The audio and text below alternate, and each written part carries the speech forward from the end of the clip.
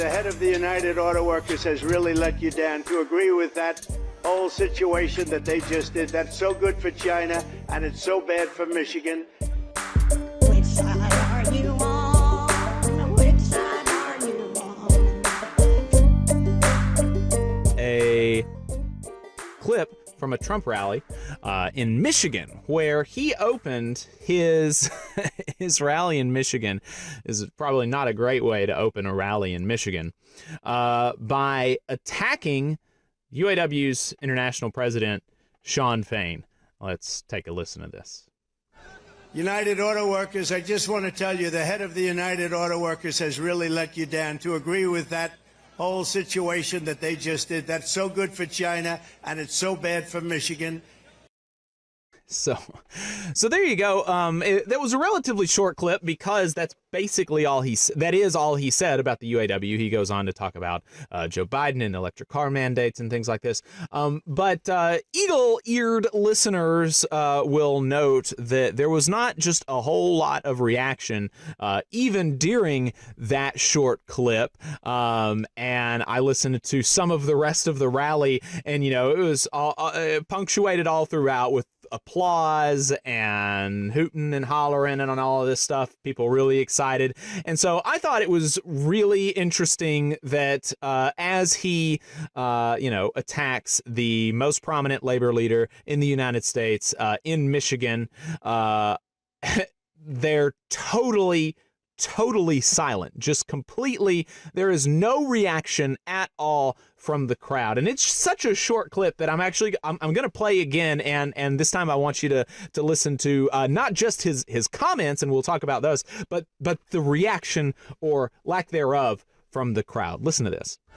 United Auto Workers, I just want to tell you, the head of the United Auto Workers has really let you down. To agree with that whole situation that they just did, that's so good for China and it's so bad for Michigan.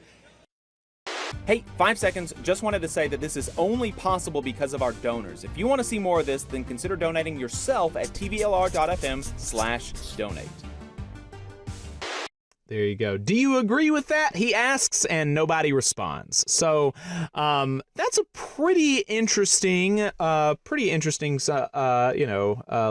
tidbit there from his rally. It's kind of reminiscent of when he was in Coleman and he was talking about how the vaccine has been beneficial and saved a lot of lives, and he actually got booed. I don't know how many people remember that, but he was at a rally in Coleman, Alabama, and he was booed by the crowd for saying that the vaccine was beneficial and not bad and did not kill people. That elicited boos from his crowd. So there's kind of a cult thing going on with Trump supporters, but there is a little bit of an independent streak related to some topics, and it's interesting that one of those topics might be the UAW and whether it is actually bad for Michigan. And so that's what he said about the UAW, that that situation was bad for Michigan. So it's not clear exactly what he was talking about with that situation, because when people just say that situation in relation to the UAW, I think primarily they're going to be thinking about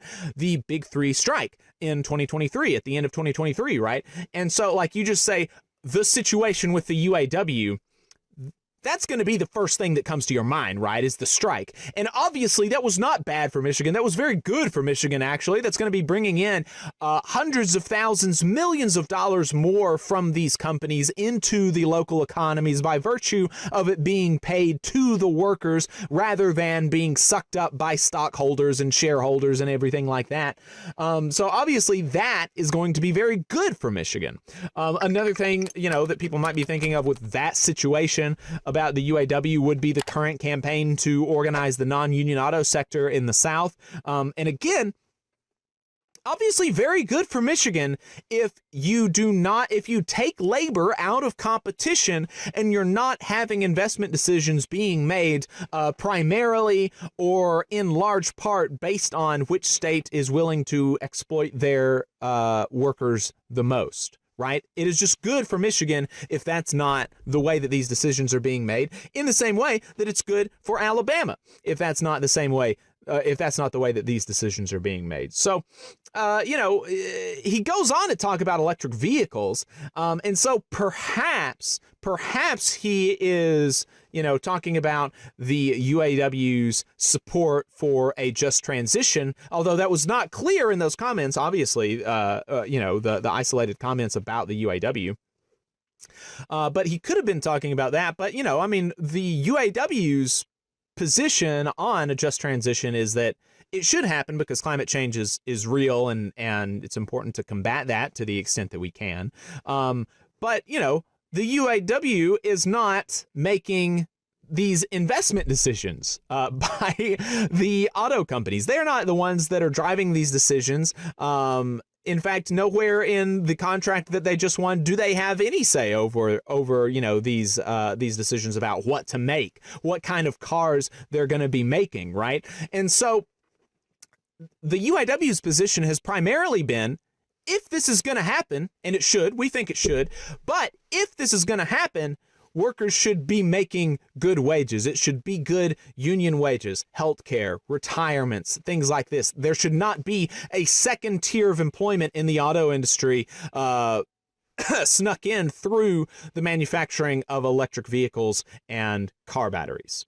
That's been the primary UAW position. So again, obviously good for Michigan, the UAW stance on electric vehicles. And it seems like the crowd agrees.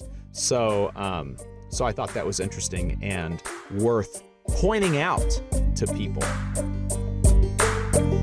You just saw a clip from the Valley Labor Report. We are live every Saturday morning from 9:30 a.m. till 12:30 p.m. And we pride ourselves on keeping all of our content free to everybody so that we can talk to as many working folks as possible. If you support the work that we're doing, you think that it's important, you think that it's good, then consider making a monthly contribution to the project, and you can do that on our website, tvlr.fm.